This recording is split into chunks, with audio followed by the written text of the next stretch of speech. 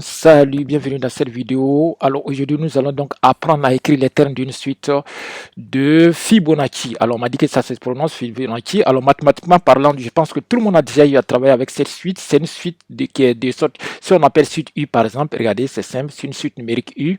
Donc pour avoir le terme UN, il faut faire la somme de ces deux petits frères. Donc UN-1 plus UN-2. Voilà, c'est tout. Par exemple, si je suis à cette position, vous voyez, pour trouver donc son résultat. Comment j'ai su que c'est deux? J'ai fait juste ces petits frères, ça plus ça, les deux petits frères immédiats. Si je suis par exemple ici, pour trouver comment j'ai trouvé que c'est 21, il faut faire juste ces petits frères, lui là plus lui là. Donc il faut regarder, si je suis à la position N, on est d'accord, celle-là va s'appeler N-1, celle-là va s'appeler N-2. C'est pourquoi on fait UN-1 plus UN-2 et on trouve le résultat du terme N. Vous voyez, pas compliqué.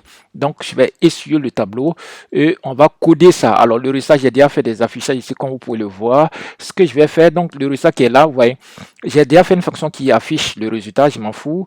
Ce que je vais faire, je vais enlever ça, voilà, et je vais laisser que le n, voilà. Donc on va afficher Fibonacci de n, quand n fait 4, Fibonacci de n quand n fait 8, Fibonacci de, voilà, les deux premiers. En gros, je vais afficher les 8 premiers, les 4 premiers termes, les 2 premiers termes, voilà, on va voir. Donc la fonction Fibonacci, c'est celle-là. C'est simple, on y va. Quand vous regardez de près, vous voyez, quand on est en position 0, le résultat fait 0. Quand on est en position 1, le résultat fait 1. On est d'accord qu'il faut commencer par les deux premiers, on est d'accord? Alors, tout à l'heure, j'ai oublié de préciser quelque chose. Mathématiquement parlant, il ne faut pas que les mathématiciens vont me prendre en piège. Regardez, si je fais UN-1 plus UN-2, il faut que je précise que mon n est supérieur ou égal à 2. Attention, il faut que les deux premiers soient déjà calés. Ok, comme ça on commence à parler du troisième, quatrième, cinquième, ainsi de suite. Voilà. Parce que si n n'est pas supérieur ou égal à 2, vous voyez, vous allez avoir un terme, un indice négatif, ça n'existe pas chez les suites. Ok, donc je rectifie. Il faut qu'on soit rigoureux. Alors, ceci étant, je passe au suivant. Alors, c'est parti. Maintenant, pour coder la fonction, regardez, j'ai fait donc, on est d'accord que si on a la position 0, le résultat fait 0. C'est-à-dire position égale résultat. Position égale résultat pour les deux premiers. Ok.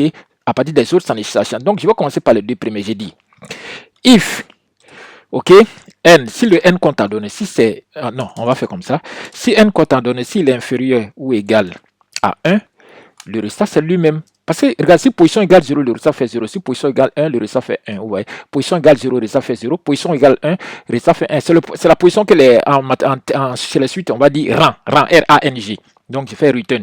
Return, ça veut dire le résultat, c'est cela n lui-même. Voilà, pour les deux premiers seulement. Donc, cette ligne contient que les deux premiers. Maintenant, si ce n'est pas les deux premiers, le résultat sera quoi, égal à quoi? Donc, je fais return. Le résultat, return. Voilà, return, ça doit être en couleur. Quand vous écrivez, c'est un mot-clé, il sera en couleur. Donc, et return, ça va faire la somme de ces deux petits frères. Donc, je mets ici, regardez. J'ai fait somme, voilà, on va être pédagogique. Somme de qui et qui? Donc, du premier petit frère et du deuxième petit frère. Mais à quel rang? Donc, si nous sommes à la position n, son petit frère, c'est n-1. Et n-1, pardon, moins comme ça. Et l'autre petit frère, ce sera n-2, n-2. Voilà, alors on va mettre un peu de classe, comme ça, un peu de joliesse, de beauté, d'oignon, de rouge à lèvres, comme vous voulez. Voilà, c'est fini. Que ces deux lignes, c'est bon, c'est suffisant. Alors on va lancer, vous allez voir, regardez.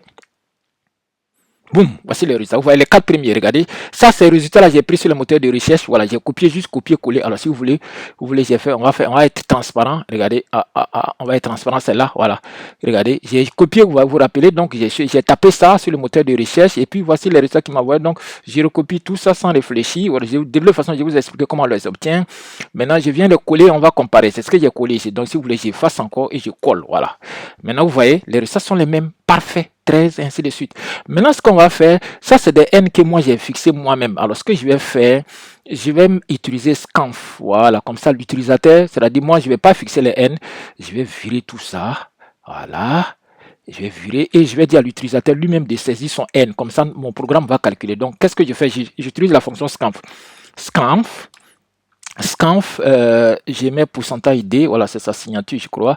Pourcentage D, et puis on met adresse de N. Voilà, il va saisir ce que l'utilisateur a donné. Alors, cette ligne-là, mon logiciel est de sorte qu'il va afficher un pop-up jaune. Un pop-up, vous allez voir ce que c'est qu'un pop-up pour ceux qui ne savent pas.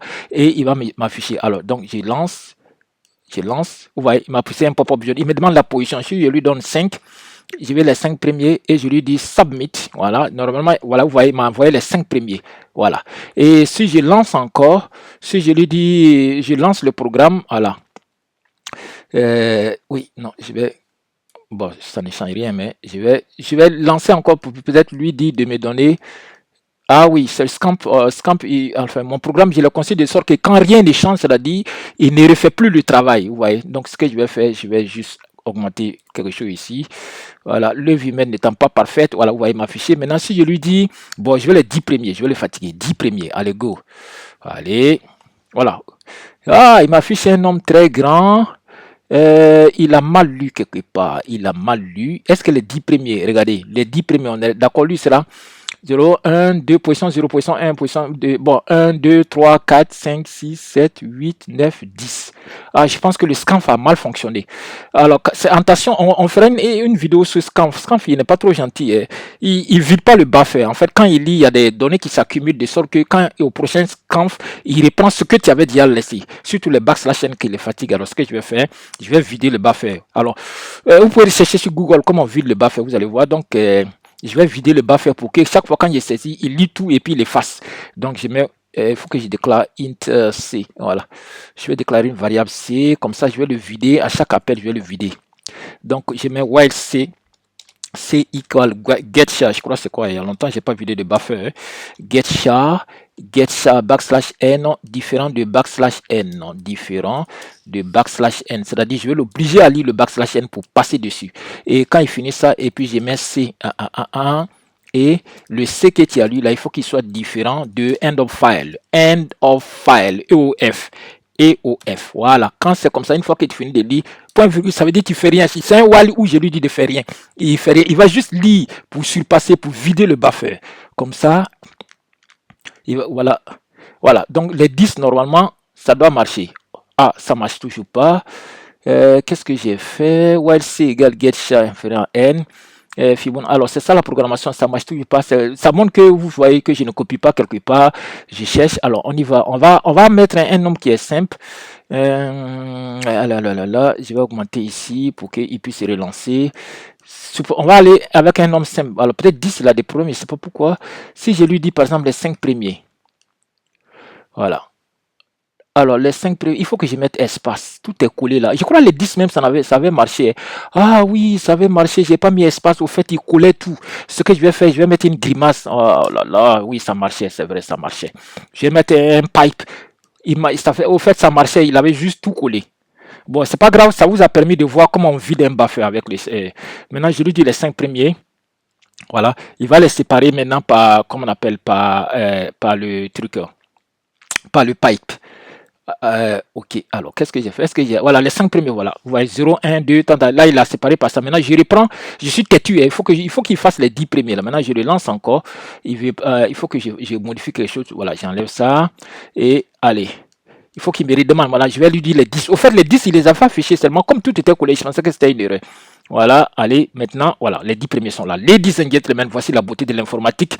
Voilà, souvent ça casse tête, mais il faut être logique, il faut être lucide, il faut être calme, serein et imperturbable. Cette vidéo est terminée. Si tu ne t'abonnes pas à cette vidéo, sache que tu loupes beaucoup de choses. Cette vidéo est terminée.